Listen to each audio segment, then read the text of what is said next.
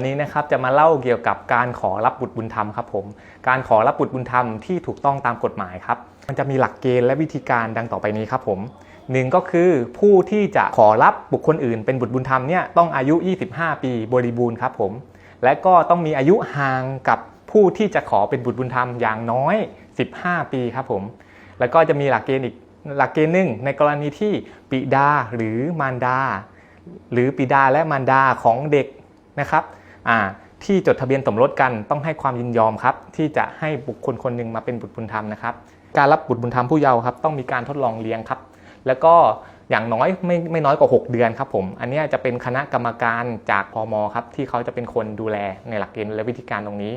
ส่วนมันจะมีข้อยกเว้นครับข้อยกเว้นบุคคลที่ไม่ต้องมีการทดลองเลี้ยงก็คือ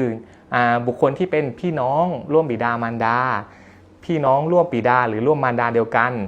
ปู่ย่าตาทวดลุงป้าน้าอาหรือที่เราเรียกกันว่าญาตินะครับบุคคลเหล่านี้จะไม่ต้องมีการทดลองเลี้ยงนะครับก็สามารถขอตามหลักเกณฑ์และวิธีการในการขอรับบุตรบุญธรรมได้เลยครับผม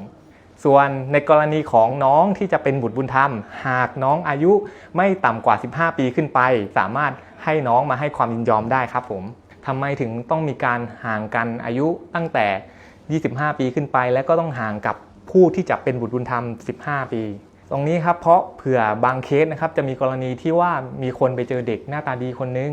หรือเห็นว่าพ่อแม่เขามีทรัพย์สินที่จะพอสามารถ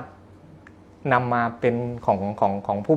ผู้รับบุตรบุญธรรมได้ครับอันนี้ครับไม่เป็นความคิดที่ไม่ถูกต้องครับผมอันนี้คือวิธีการจริงๆตามกฎหมายแล้วครับผู้ที่ขอรับเด็กเป็นบุตรบุญธรรมไม่มีสิทธิ์ในฐานะทายาทโดยธรรมหรือไม่มีสิทธิ์ที่จะรับมรดกของผู้ที่จะเป็นบุตรบุญธรรมครับผมแต่ในกรณีของบุตรบุญธรรมเองมีสิทธิ์เสมือนกับทายาทชั้น1หรือทายาทชั้นผู้สืบสันดานนะครับตามประมวลกฎหมายแพ่งและพาณิชย์ครับ1627ประกอบ1629ครับผมที่มีสิทธิ์เสมือนทายาทชั้นบุตรกรณีอย่างเช่นนาย A นะครับรับนาย B เป็นบุตรบุญธรรมครับผมต่อมานาย A ได้เสียชีวิตลงถูกไหมครับนาย B ก็มีสิทธิ์ในฐานะ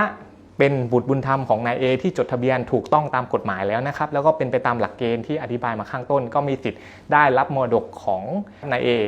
แต่ส่วนอย่างไรก็ตามนาย A ไม่มีสิทธิ์ที่จะได้รับมรดกในฐานะทายาทโดยธรรมของนาย B ผู้เป็นบุตรบุญธรรมครับอันนี้กฎหมายก็ว่ากันอย่างนี้ครับแล้วส่วนตรงนี้ครับไม่ต้องห่วงครับนาย B เมื่อเป็นบุตรบุญธรรมของนาย A แล้วก็ไม่เสื่อมเสียสิทธิ์กับบิดามารดาเดิมที่จะมีสิทธิ์ได้รับมรดกในฐานะทายาทโดยธรรมตามกฎหมายครับผม